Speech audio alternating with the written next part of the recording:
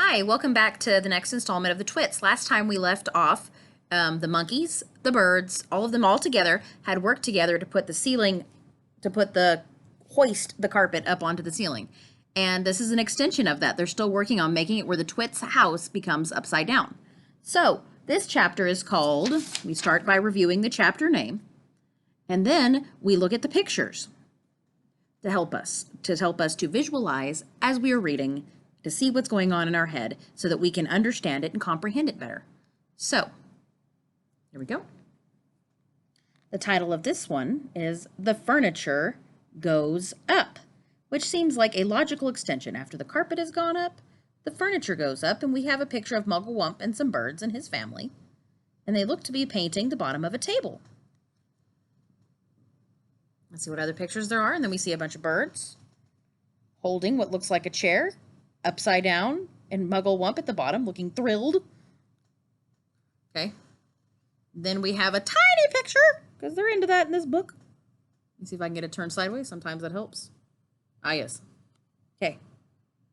Now we see birds having a couch upside down. They have a lamp. They have what appears to be a picture.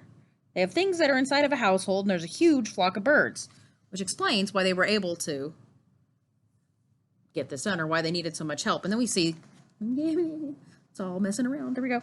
Found it. We see Mugglewump talking to the roly-poly bird. The roly-poly bird, I don't know if you can tell, looks exhausted. Absolutely tired. Let's see if that's actually the last page. It was. Okay, so now we're going to go really quickly over the vocabulary. And we have the word dollop. We'll come across a dollop. Oh, yeah, okay, I'm old enough to remember a dollop, a dollop, a dollop of daisy. Remember that? It was for the sour cream commercials, but that might not be a thing. Anyways, there's my phone, but let's just ignore it. Okay, so a dollop is actually a shapeless blob of something, especially referring to soft food. So this is not going to be about soft food. This is going to be hug-tight sticky glue, a dollop of. Now, the other word we talked about already was hoisting. They're going to hoist. They will be hoisting. They will hoist. She hoists, he hoists, they hoist. One time we hoisted. It's all the same word and all means to lift. Now, there's also a sideboard. Now, I've seen this a lot in literature, but I've never had anybody in my life refer to any kind of piece of furniture in my household as a sideboard. The sideboard is a flat-topped piece of furniture that is used to store things. Sounding like, and whenever I read it, sounded like dishes, linens, things for the kitchen. Now, I've never had use for one. Every house I've lived in has had cabinets to keep things in, or pantries. So, but they'll be talking about a sideboard, and it simply means a piece of furniture. Okay. And then there's also frumptious. Now, we've already talked about frumptious, and frumptious is one of the beautiful Roald Dahl words. A Roald Dahl word meaning something insulting. Something not nice. And he's referring to the Twits, or the monkey. Mugglewump will be saying, "Frumptious freaks!" And he will be talking about the Twits. So that's all well and good, because we do know, in fact, that these two people are frumptious freaks. Okay, and so we've made it through that, and we are going to go ahead and start reading. We get back to the beginning. The furniture goes up. "Now, the table! The big table!" shouted Mugglewump. "Turn the table upside down and put a dollop of sticky glue onto the bottom of each leg. Then we shall stick that onto the ceiling as well." And that's what that's about. There's the monkey with his dollop of glue. Hoisting the huge table upside down onto the ceiling was not an easy job, but they managed it in the end. "Will it stay up there?" they cried. "Is the glue strong enough to hold it?" "Up." It's the strongest glue in the world," Mugglewump replied. "It's the special bird-killing glue for smearing on trees." "Please," said the roly-poly bird, "I have asked you before not to mention that subject.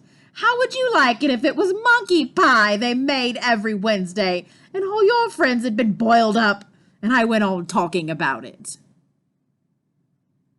"I do beg your pardon," said Mugglewump. "I'm so excited I hardly know what I'm saying. Now the chairs! Do the same with the chairs! All the chairs! must be stuck upside down onto the ceiling and in their right places.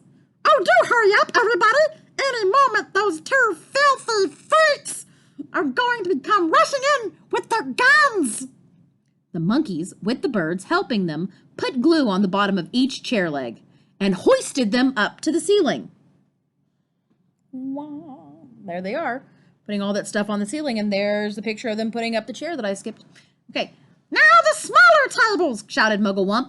and the big sofa, and the sideboard, and the lamps, and all the tiny little things, the ashtrays, the ornaments, and that beastly plastic gnome on the sideboard. Everything, absolutely everything must be stuck to the ceiling. It was terribly hard work. It was especially difficult to stick everything onto the ceiling in exactly its right place. But they'd got it done in the end. What now? Asked the roly-poly bird. He was out of breath and so tired he could hardly flap his wings. Now the pictures, cried Mugglewump. Turn all the pictures upside down. And will one of your birds please fly out to the road and watch to see when those frumptious freaks are coming back? I'll go, said the roly-poly bird. I'll sit on the telephone wires and keep guard. It'll give me a rest. And thus ends number 23, The Furniture Goes Up installment of the Twits. Thank you for watching.